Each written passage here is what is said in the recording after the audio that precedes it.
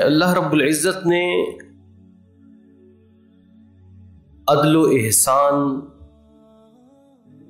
کا جو نظام قائم کیا ہے، دنیا کی ہر چیز اسی عدل پر قائم ہے۔ سورج، چاند، ستارے، تمام کی گردش عدل پر مبنی ہے، کیونکہ کوئی بھی کسی کے حق پر چڑھائی نہیں کرتا۔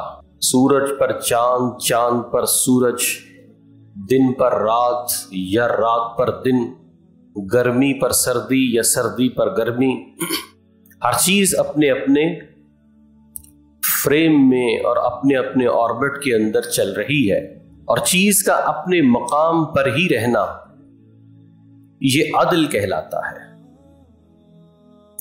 اور عدل کا جو متضاد ہے، جو الٹ ہے، وہ ظلم ہے۔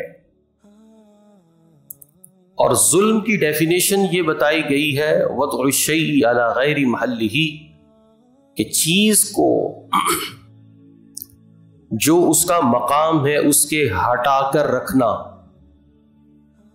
یہ ظلم ہے، یہ ناانصافی ہے۔ تو اللہ تبارک و تعالی نے جتنا نظام قائم کیا ہے یہ سارے کا سارا عدل پر مبنی ہے، اور اس عدل کی اہمیت اور اس کی فضیلت کے بارے میں اللہ رب العزت نے قرآن کریم فرقان حمید میں کئی جگہ پر ارشاد فرمایا، اور انہی آیات میں سے ایک آیت ہم دیکھتے ہیں کہ ہماری جو کورٹس ہیں، سپریم کورٹ ہے، ہائی کورٹ ہے یا دیگر کورٹس ہیں، ان تمام کے لوگوز میں بھی لکھی ہوتی ہے، وہ کیا ہے؟ اعدلوا هو اقرب للتقوی، کہ عدل کرو، کیونکہ عدل کرنا یہ تقوی کے زیادہ قریب ہے۔ عدل کرو کیونکہ یہ عدل کرنا یہ تقوی جو ہر عبادت کا ماں حاصل ہے، ہر عبادت کی منزل تقوی ہے، تو تمہارا یہ عدل کرنا یہ اس تقوی کے سب سے زیادہ قریب ہے۔ یہ ہر کورٹ کے لوگوں میں لکھا ہوتا ہے، اگرچہ کہ کورٹ کے اندر عدل نام کی کوئی چیز پائی نہیں جاتی۔ ہمارے عدالتی نظام میں عدل نام کی کوئی چیز پائی نہیں جاتی، اگرچہ کہ بعض لوگوں کو ان کا حق مل جاتا ہے۔ یعنی یہاں پر جو عدل اسلامی کانسیپٹ ہے عدل کا، وہ ہماری عدالت میں بالکل بھی نہیں ہے، کیونکہ ہماری عدالت میں مدعی اور مدعا علیہ ان کو تو بولنے کا اختیار ہی نہیں ہے، ان کو تو بولنے کا اختیار ہی نہیں ہے۔ سارے فیصلے یا اکثر فیصلے برطانیہ کے بنائے گئے قوانین کے مطابق ہونے ہوتے ہیں، تو اس کے لیے جو لائر ہے، جو کہ لائر ہے، اسی نے بولنا ہوتا ہے، کہ وکیل ہی بولے گا۔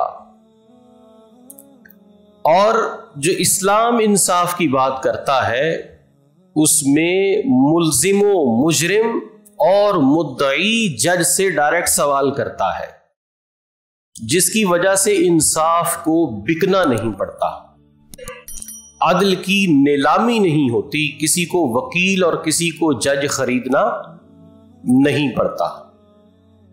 لیکن اس نظام کو ڈیزائن ہی ایسے کیا گیا ہے کہ اس میں جج بھی خریدے جائیں، وکیل بھی خریدے جائیں، جس کے پاس کم پیسے ہے وہ وکیل کر لے، جس کے پاس زیادہ پیسے ہیں وہ جج کر لے، اور جس کے پاس زیادہ پیسے ہیں حق اسی کا ہے۔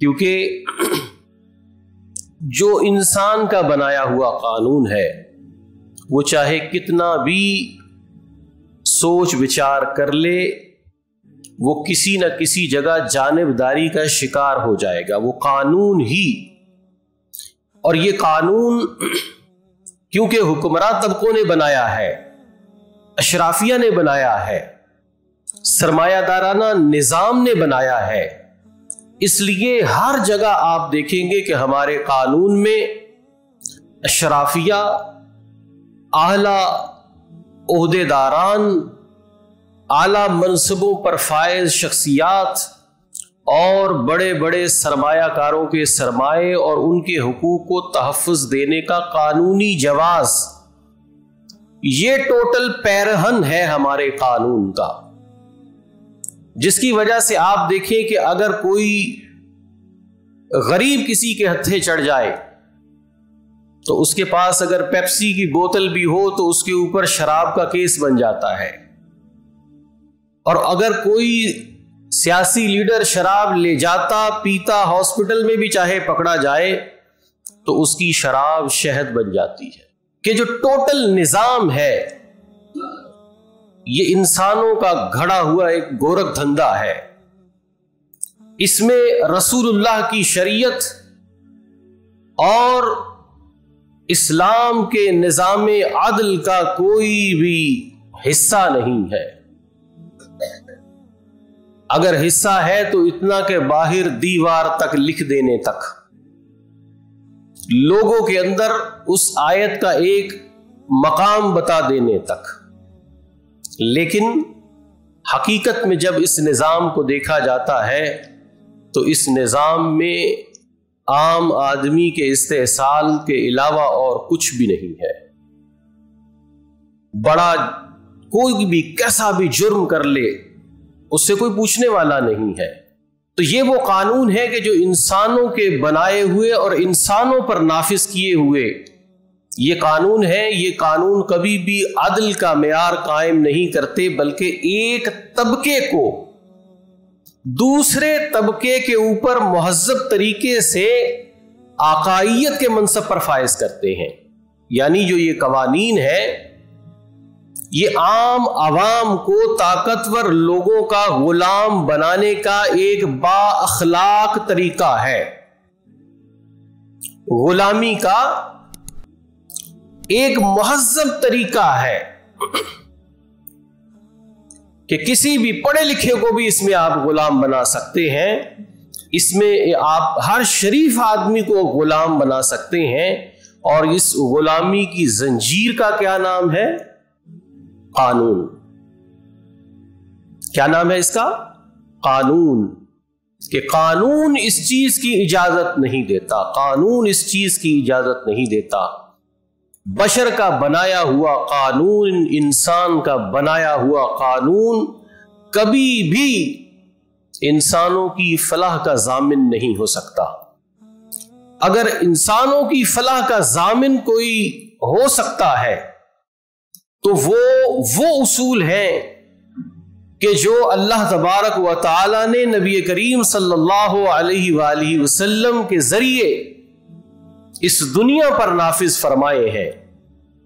اگر ان قوانین کو نافذ کیا جائے اور ان قوانین کی روح کے حساب سے فیصلہ کیا جائے تو یقین جانیے کہ دنیا میں بھی کامیابی ہے اور آخرت میں بھی کامیابی ہے۔